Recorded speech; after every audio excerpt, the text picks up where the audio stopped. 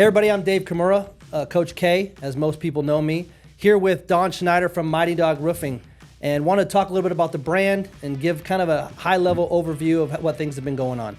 So Don, tell us how you've arrived at Horsepower Brands to be a brand leader and a brand president of Mighty Dog Roofing. Yeah, man, Coach K, it's good to be here with you. Always good time, good company, and I appreciate your company. So, yeah, for me personally, it's been a road.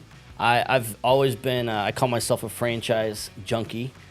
Been in franchising for about 20 years now. And so hopefully on camera I look a little bit younger, than I really am. You and me both. Yeah, so it kind of started back about 20 years ago. I had the opportunity to be a part of a franchise group. Today it's called Complete Weddings and Events, formerly known as Complete Music. So we were just this DJ franchise based in Omaha, Nebraska. Had the chance to run that location. And through the years, I was able to move into a director of sales and marketing role with the franchisor. During that time, we were able to go from a DJ company to photography, videography, photo booth, and wedding planning. And so I really, my passion for franchising was born there.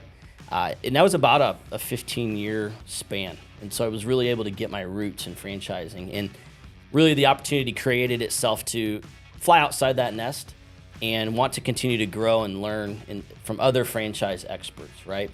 So an opportunity presented itself to make the jump into home services, where I was able to join a franchise group out of Dallas-Fort Worth called StormGuard Roofing and Construction. So that really opened up the home services space for me. And once I got into home services, man, I couldn't turn back. I loved it so much. I loved the home service space, specifically roofing, siding, gutters, and windows. During that time, though, while I was at StormGuard, I was based in Omaha, Nebraska, where Horsepower and Mighty Dog headquarters is located. I literally, for a year, watched Mighty Dog start from the beginning, and then Horsepower was born. And every day for a year, I stalked these guys, and it just kind of obviously doing my due diligence to see what was happening. They were a new competitor in my space, obviously. I was so blown away by the intellectual capital that was brought into the system. That intellectual capital is one of our first core values at Mighty Dog and Horsepower, and I just couldn't believe how many great people they were bringing into the system. That's awesome, and I think there's a huge number of questions that populate from there as far as value within value proposition. I think to myself, and this is kind of off of script, but yeah. I think it's important. I think there's so much value being brought to the franchise space from people not only that have franchise background, but also then have home service background in the space. Yes. Right? I think that's, I think that a lot of times in franchising, you can be taught how things usually go, but I also think there's some industry knowledge that is so valuable.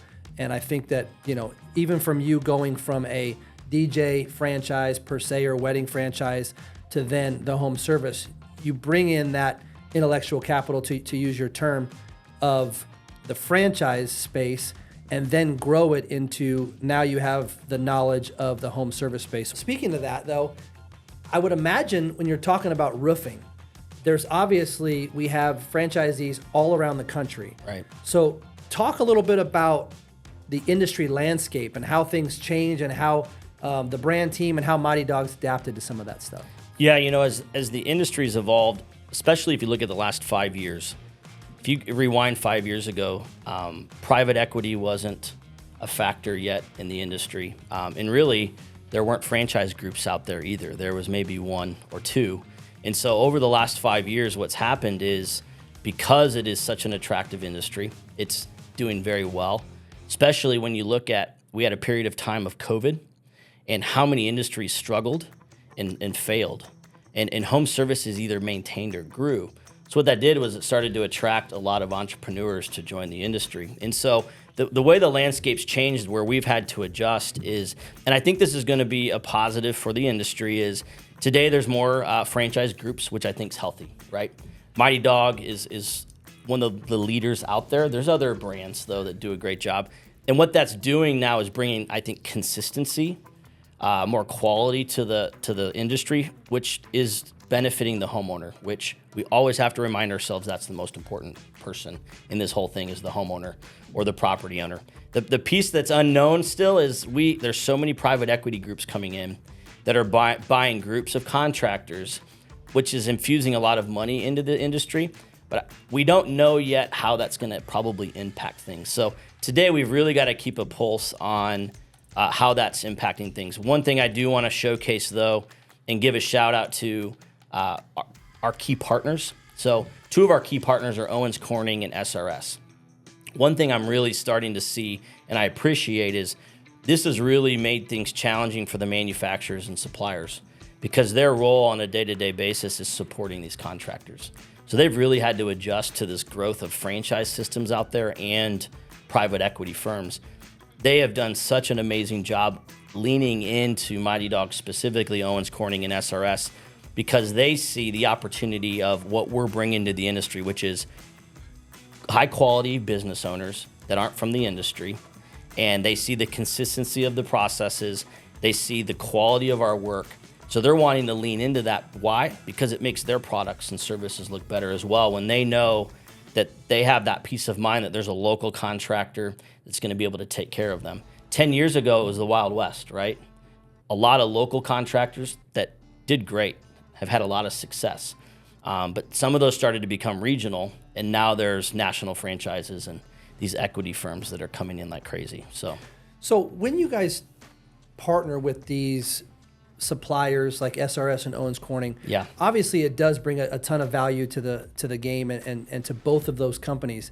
Like I'm pretty sure, if I'm not mistaken, that most, if not all, of the Mighty Dog Roofing franchisees are a platinum vendor for Owens Corning. Is that correct? Correct.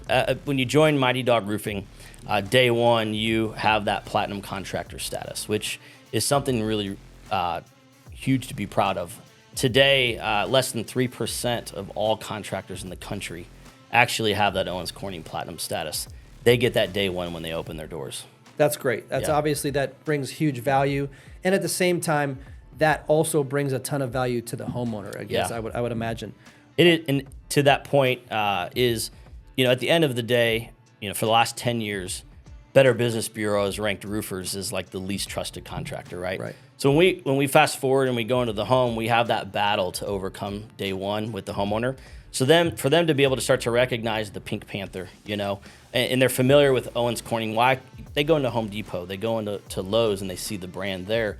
So for them to know that massive manufacturer is in our corner supporting us gives them a lot of trust and credibility right out of the gates, which gives them an advantage over their competitor. So as we talk about Mighty Dog Roofing, like what has happened? I know that Mighty Dog Roofing, to your point, jumped out of the gates quickly. Yeah. Obviously, we spread like wildfire around the country. What's Mighty Dog been up to, and what are some developments that have come in Mighty Dog in the last, call it, even 36 months? Yeah. That are exciting for you and the brand. It has been a wild ride. When you take a step back, how many brands have actually been able to successfully execute today? We have 110 franchisees, which makes up about 390 territories. So when you really start to wrap your brain around it, most of the effort up until even 12 to 18 months ago was get these franchisees through onboarding, get their doors open. I think that's the biggest challenge most franchise systems have, is just getting them to open their doors and then getting them launched through that first year. Now that we've matured into this year 4, now we're really starting to lean in. One thing that's exciting for us is because of the footprint we have, the number of franchisees around the country, the biggest thing that's, I think, really starting to move the needle for us is the partnerships. So when I talk about partnerships, and I want to take a step back. So when we talk about Mighty Dog, we feel the 3 things, and I'm going to hit on all these at some point. Our 3 uniques at Mighty Dog are our people, our technology, and our partnerships. So the partnerships thing was really just manufacturers and suppliers up until now. But now that we have the coverage that we do, now we're talking massive HOA organizations, property management companies that are lining up, potential relationships with insurance carrier groups. That's where now that separation, I think, is starting to happen, because it's not just about having the national brand anymore. But now when you open your doors, where I'm driving towards, and the rest of my team is, when you open your doors, now you have all these partners that are actually bringing you customers, giving you jobs. Lead generation's expensive. In any business, it's one of the hardest things every business owner does, is having to generate a lead. So the franchisor now as a system, we talk about enterprise value a lot. Now we're really starting to see where those partners are coming to the table to say, hey, we have jobs in 30 or 40 states. We're having to deal with different contractors in all of those states. We never thought we could have a singular brand or contractor that we could work with in every state or every city. And so it's really creating a lot of momentum. I'm really excited over the next 12 months to see where that goes. And one thing that's unique about our space is I would say 60% of probably our work that we execute is insurance related. That's another barrier that a franchise owner has to overcome, as well as the homeowner, working with the insurance carrier through those projects. We also have four full-time staff members, team members that are just dedicated to helping our franchisee manage those filed claims, working through that insurance process, and working directly with the insurance carriers on behalf of the homeowner and the franchisee. That takes up so much time. And that team alone just removes that weight off the franchise owner. And I think that team, other than my franchise business coaches, I think they go head to head often of who provides the most value to these guys. Because on average, my insurance team averages about an additional $3,000 to $4,000 per ticket, just because they're working with the insurance carrier to go get additional money.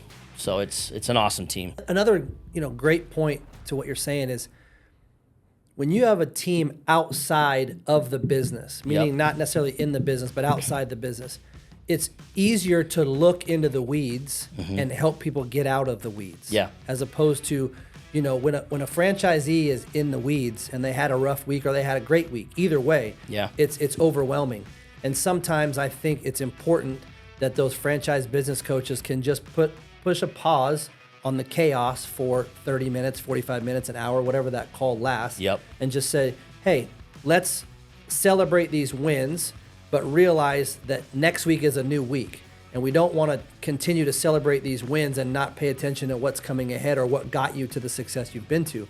So I think that there's so much value in somebody being outside of the business and looking in to help these franchisees be successful. And you hit on something that I want to hit on. One of our other core values is winning energy. And, so often business owners are good at setting goals and driving the team to get and hit that goal.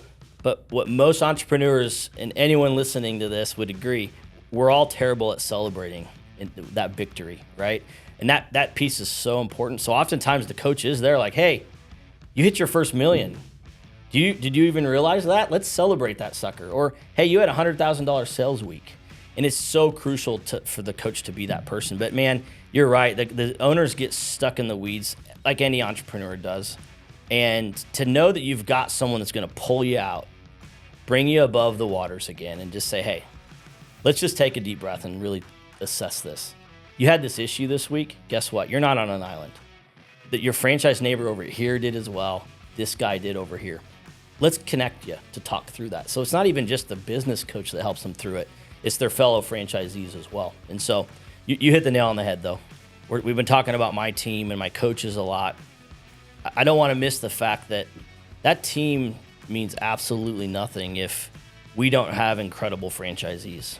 And I think one thing we're fortunate to have is franchisees that are willing to dive in, roll up their sleeves, have that grit, have that, even if they're semi-involved and not an owner-operator, they still have that full ownership mentality to work as many hours as it takes to make that business successful. And so because we have amazing franchisees that wake up every day and are trying to achieve that why, it allows my team with that intellectual capital to really marry those two together. Because without great franchisees, it doesn't matter, I couldn't agree more. I think you're only as good as your team, your players. Yep. And I think that, I think that's an important point to touch on, is that you had mentioned earlier that even though you're in a franchise system, no matter what, you're going to run into those pitfalls, those speed bumps, and that type of stuff. Yep. However, it's so valuable to have good players in place that are willing to figure it out somewhat, figure it out together, and just drive down the field. I think it's so important to have good teammates in order to have a good team, and I think at Mighty Dog right now you guys have that. It's crazy. You think about AI, how that's going to change the industry for us is it's allow us to be faster, more efficient, give the homeowner a better experience. I can't wait to see how that's really going to change things. And then transforming the industry by giving the homeowner what they want faster. We're incorporating tools to allow the homeowners to book appointments on their own, but more importantly, get free estimates quicker. We're getting ready to, Owens Corning brought another awesome partner to the table. It's okay for me to say this now, but we're getting ready to do a national partnership with Roofle. Literally, this allows the homeowner to go into our website, type in their address, and it gives them an actual good, better, best price of their actual roof. And if I'm a homeowner, man, that's so refreshing, right? If I can just go and get all the research that I need, you even give me a price, that gives me, the homeowner, such a good experience. And so I think when you start to marry all those things together, that's what's going to drive us to hopefully become number one there. So that's awesome. I'm excited for that for you and your team. Yep. So when you talked a minute ago, you said the value add, and as you move forward, it's about bringing in top-notch franchisees. Yep. So a little off topic here, but in your space and how long have you been in franchising? What do you feel like is the way that people find their why to become a franchisee? What is, how do they find their why through franchising? And in your experience, how has that benefited you in terms of understanding those stories from the beginning? Yeah, I think when we talk about the why, all of our franchisees have successful backgrounds, whether it was in manufacturing, engineering, the corporate world. So ultimately, when they've had success and they've been in that long enough, they eventually want to be able to get outside of that and create something on their own. Now, it could be to hand off a legacy to their family. It could be to build something, additional in their portfolio, or it could be do something to give back and build something greater, a greater good for their community or whatever that is. Once we get to that, and I would say before we launch a franchise, it's crucial that we understand what that why is, because through their journey of owning the business, there's going to be so many points and times in their journey that we have to come back and point them back to their why. Because running a business is hard. My favorite thing about running a business, specifically a franchise, is out of the gates, there's more hard days than easy days, right? What I love about the business, owning a business, is it really challenges people to say, how serious are you about your why? Right. Was it really your why? And it challenges people to go deeper. And it's fun as you see business owners own their business longer, how much more passionate they become about their why, because now they're putting their blood, sweat, and tears into it. Now, sometimes people's why may change, but I think it really just challenges them to say, hey, we all have a why. We all have hopes and dreams. Until it becomes hard, how much does it really mean to you? Yeah, and I think you hit on a lot of great points there. I think that a lot of times it's going to be the only way to point them back into the right direction. Yeah. So I think that anybody who is looking to get into franchising or looking to start a business in general, make sure that your why is something that you can lean back on, because it is going to be tested. I remember a franchisee called me one day. He's like, Don, I'm done. I'm like, come on, what does that mean?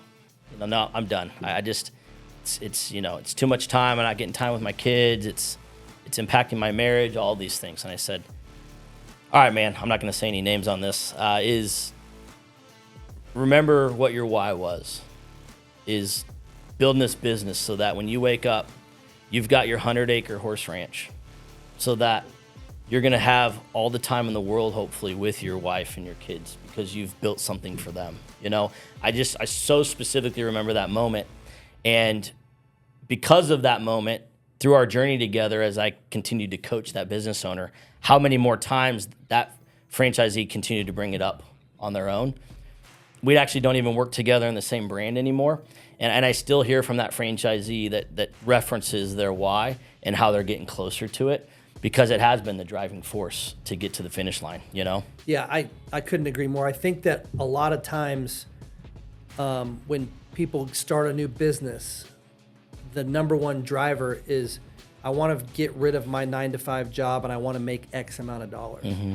And I think anytime that I talk to somebody who's thinking about getting into franchising, I don't know if we can ever stress enough how it's not going to be easy. Yep. I think that a lot of times, I mean, even within our own building, I think a lot of times we take what we think are the simple things for granted, right? So people have been ultimately successful in their career up until this point, but they've never had to think about HR, payroll, marketing. They've just had to, maybe they've been in sales, maybe they've been in whatever it might be. Yeah. But they don't realize that. And I think that when I talk to people, I tell them the ultimate goal, and we don't have a timeline per se, is to say that you're going to work in the business for X amount of years Yep. in order to then work on the business for the entirety of owning it. Yeah. And I think that a lot of times it's important that people understand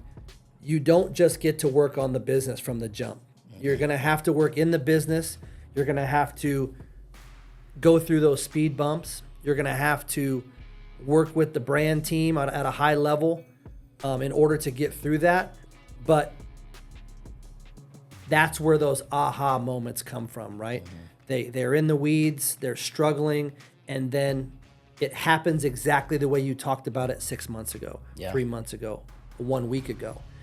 And those are the points, like we talked about earlier, that are so important to celebrate. Yeah. Remember, we just talked about this, and you were like, yeah, we don't want to skip over that and go on to the next thing. These things are all helping you get to the point where you can see your why, and at the same point be able to work on the business and create a legacy for your family. Yeah, and it comes back. You're hitting the nail on the head, Coach K. So many entrepreneurs come in and they want to work on the business out of the gates, and you already hit that. But it really, why getting in it, right? Like, why is it important to get in it and roll up the sleeves? Because ultimately, the only way you're going to be able to build this elite team, right, the best team possible, is if you got in there yourself and did it to understand what's needed, right? What type of person's really needed to execute those roles. It's nearly impossible. I've yet to see a business owner come in and just say, I'm just going to work on the business and have success. Because they get in there and they do it, they're able to build a team. And when the team struggles, now they can be the one that coaches and develops the team. It's the number one thing when you separate our franchisees that have had success and ones that haven't, is the ones that really got in there and could build that good team and develop the team and continue to build the team again and rebuild the team again because they got in there and did it out of the gates. I think everyone's excited to see the future of Mighty Dog Roofing. Hopefully we'll be able to lean in a little bit a few times and get some quarterly updates or some updates on Mighty Dog. Yeah. But we're all excited about where the brand's going, where the brand's come from, and we really appreciate your time. It's just great to be here. Obviously, we're proud of what we've accomplished so far, but we've got a long ways to go, and just fortunate to have a great team, people like yourself. And, it's you and I talking today, but there's 100 people that aren't here that are executing as well and supporting these franchisees. And so I look forward to giving you an update soon, man. Okay, good. Well, I appreciate your time. Awesome. Thanks, buddy. Good luck. All right.